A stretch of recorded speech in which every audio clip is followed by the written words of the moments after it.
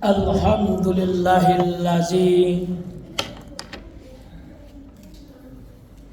arsala rasulahu bil huda wa dinil haqq liyuzra'a ala dini kullihi wa kafa billahi shahida. Ashhadu an la ilaha illallah wahdahu la syarikalah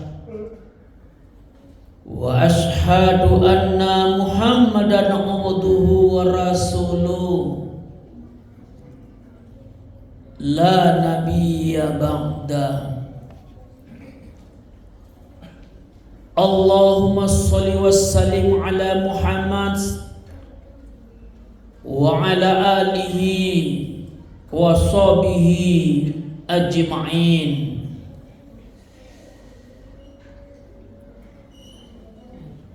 Amma ba'du, faya ibadallah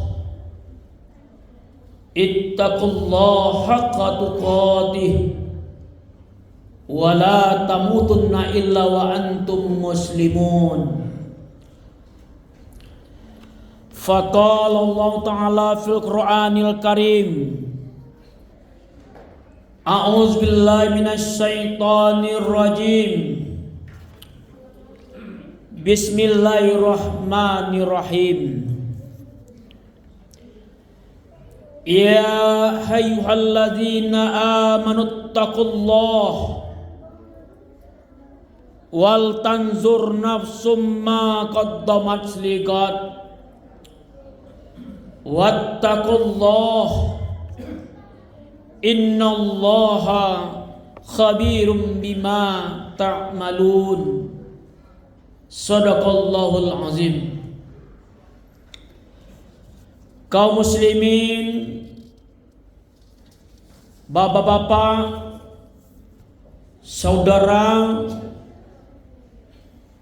jemaah salat Jumat yang dimuliakan Allah.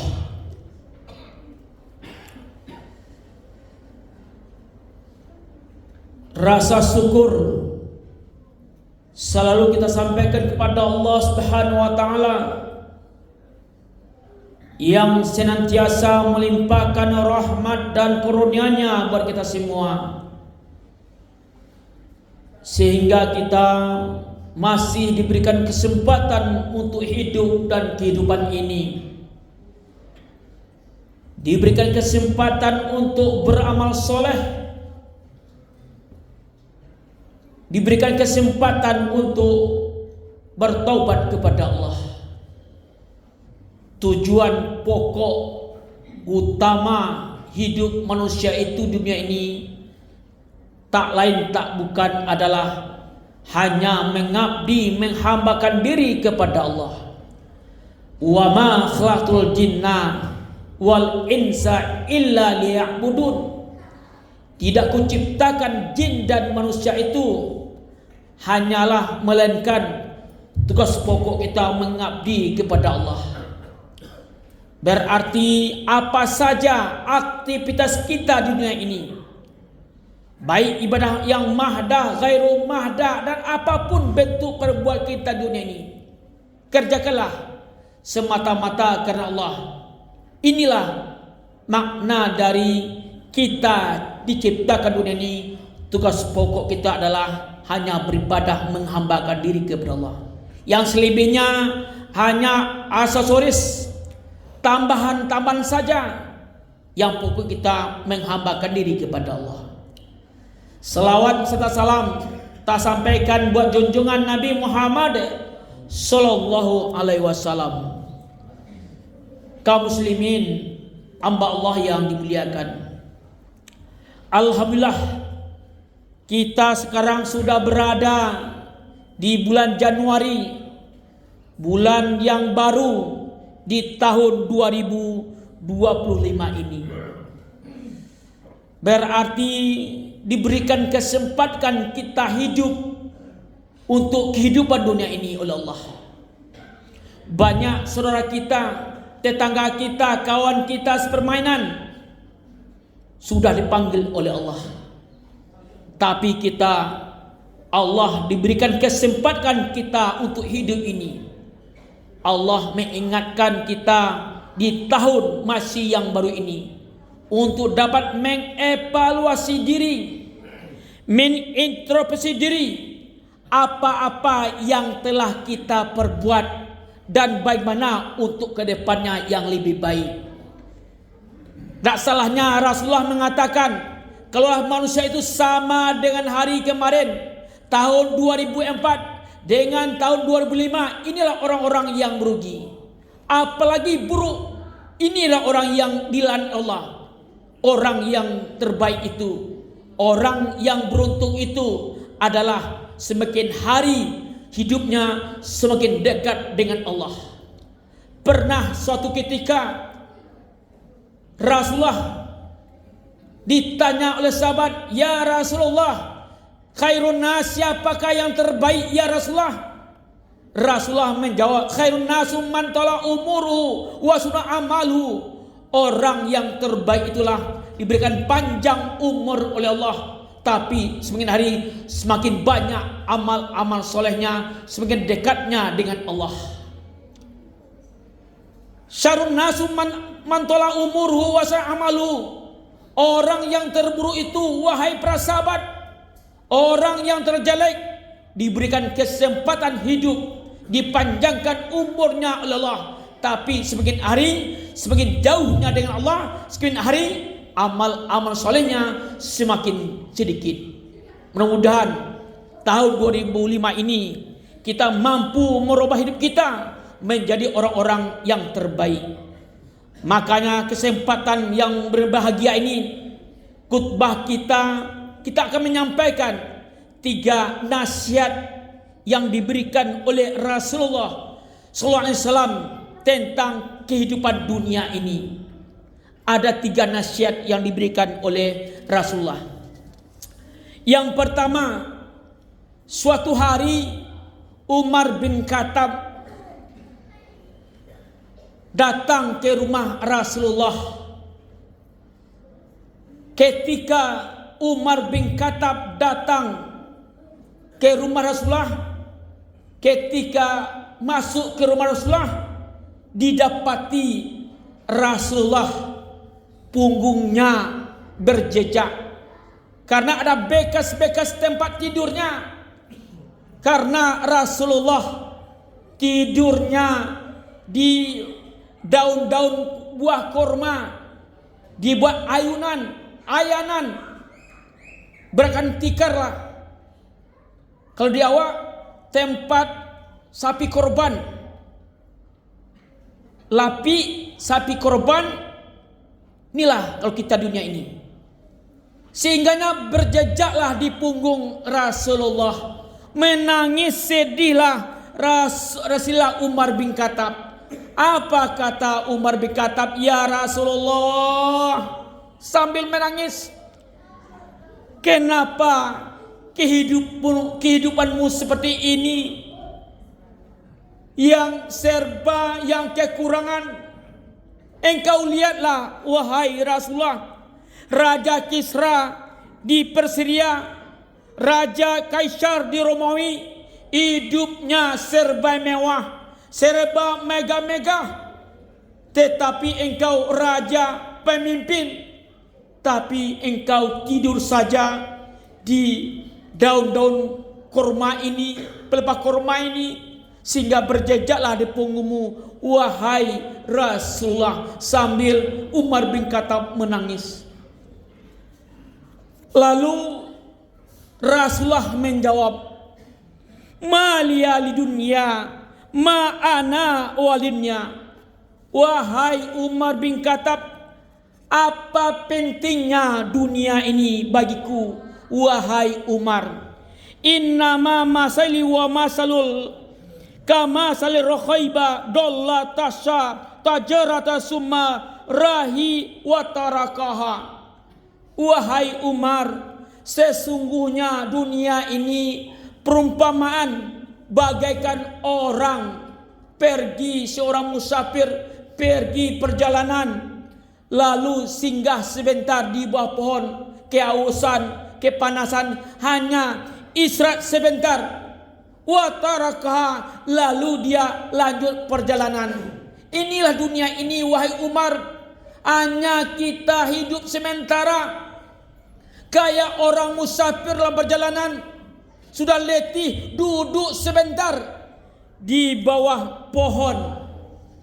Lalu habis dia lelahnya sudah pergi, dia lanjut perjalanan. Inilah dunia itu wahai Umar bin Khattab. Berapa dunia itu ketika kita hanya istirahat sebentar di bawah pohon wahai Umar. Kaum muslimin, hamba Allah yang dimuliakan. Kalau kita buka surah Hajj ayat 47, wa inna yauma inda rabbika ka alfi sanati mimma ta'udu. Sesungguhnya perbandingan dunia dengan akhirat itu, satu hari di akhirat 1000 tahun di dunia. Inilah pendeknya kehidupan dunia ini. Kata Rasulullah, bagaikan antara waktu sholat maghrib dengan isya. Umur Nabi Muhammad 63 tahun. Berarti beliau hidup dunia ini hanya sekitar 1,5 jam. Kaum muslimin, hamba Allah yang dimuliakan. Inilah kata Rasulullah, apa pentingnya dunia ini? Hanya sementara kita hidup, hanya antara waktu maghrib dengan isya, antara 1 jam atau 1,5 jam. Bagaikan orang musafir duduk sementara di bawah pohon. Kaum muslimin, hamba Allah yang dimuliakan. Perjalanan sebelum roh kita bertemu dengan jasad, itu lama kita menunggu antara roh dengan jasad. Perbedaan antara Nabi Adam dengan kita, kalau Nabi Adam jasad dulu diciptakan baru roh. Tapi kalau cucu Nabi Adam, kita semuanya roh kita sudah ada di surga. Lalu apabila sudah ada janinnya, maka roh tadi ditiupkan, dipertemukan dengan janin. Inilah beda kita dengan Nabi Adam, jasad dulu baru roh. Tapi kalau umatnya, cucu Nabi Adam, rohnya sudah tersedia semuanya di alam roh, dan bertemulah ketika kita sudah ada janin. Ketika kita baru saja berumur 4 bulan 10 hari, ketika roh tadi ditiupkan, dipertemukan dengan jasad, alastu birabbikum, qalu bala syahidna. Apa kata Allah? Hai roh, hai janin, apakah engkau mengaku saya sebagai Tuhanmu? Maka apapun bentuk orang tuanya, Nasrani, Yahudi, Majusi, tapi anak yang berada dalam kandung itu bersih dan sucilah. Maka dia akan menjawab, kalu bala sayyidina, benar ya Allah, engkau Tuhan saya akan patuh ya Allah. Makanya kata Rasulullah, tergantung orang tuanya lah dia arah hidupnya, Nasrani, Yahudi, Majusi. Tapi hakikat anak yang ada dalam kandung itu adalah bersih dan suci. Kaum muslimin, hamba Allah yang dimuliakan. Kapan roh tadi akan dijemput Allah? Ketika kita meninggal dunia. Sehingganya Luqmanul Hakim, seorang yang ahli ibadah yang diagungkan oleh Allah dalam Al-Quran. Apa kata Luqman?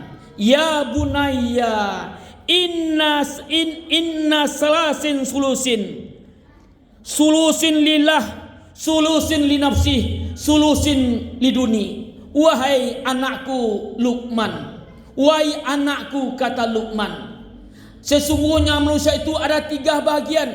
Sepertiga milik Allah, sepertiga milik untuk dirinya, sepertiga untuk cacing tanah. Apa maknanya bapak kaum muslimin? Sepertiga milik Allah. Fa ammama furuhi, maka dia akan milik roh kita. Yang roh kita akan kembali kepada Allah. Kemudian untuk diri kita adalah fa'amalu, amal-amal soleh kita. Untuk sepertiga untuk cacing tanah, inilah tubuh kita yang kasar. Sepertiga akan kembalilah roh kita. Sepertiga untuk diri kita, itulah amal kita. Sepertiga untuk cacing tanah, itulah jasad yang kasar kita ini. Kaum muslimin, hamba Allah yang dimuliakan.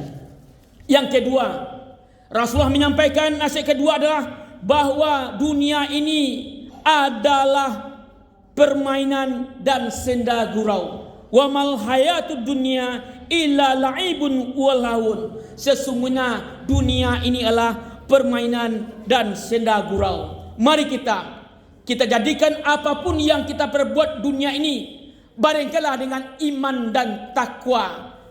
Karena dunia ini yang lelah kita, kayak main bola, letih kita, sampai penonton pun letih, apalagi kalah. Maka Allah mengatakan dunia ini hanya permainan dan senda gurau. Maka jadikanlah apapun yang kita kerjakan, niatkanlah karena Allah.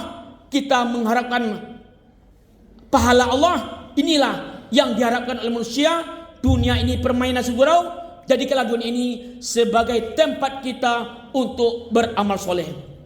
Yang ketiga adalah berbekallah untuk akhirat. Kitalah yang menentukan. Hidup ini pilihan, ujian. Ada baik, ada buruk. Kitalah yang menentukan. Apakah kita ingin pahala atau dosa, kita pun yang menentukan. Kayak anak sekolah, dia sedang ujian pilihan, benar atau salah, dia yang menentukan. Juga hidup ini adalah ujian sebagai kita memilihnya, benar atau salah, kitalah yang menentukan.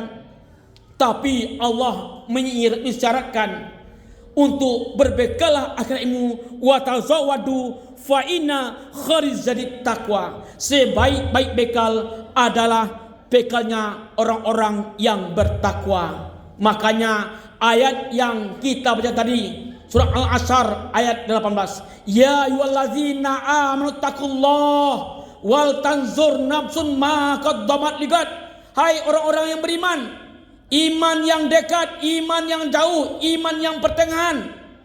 Iman kita yazizu wan qasa, kadang naik dan turun. Maka Allah memanggil bertakwalah dan hendaklah kamu mengevaluasi untuk hari akhirat, untuk agar kamu berselamat. Wattaqullah, maka bertakwalah.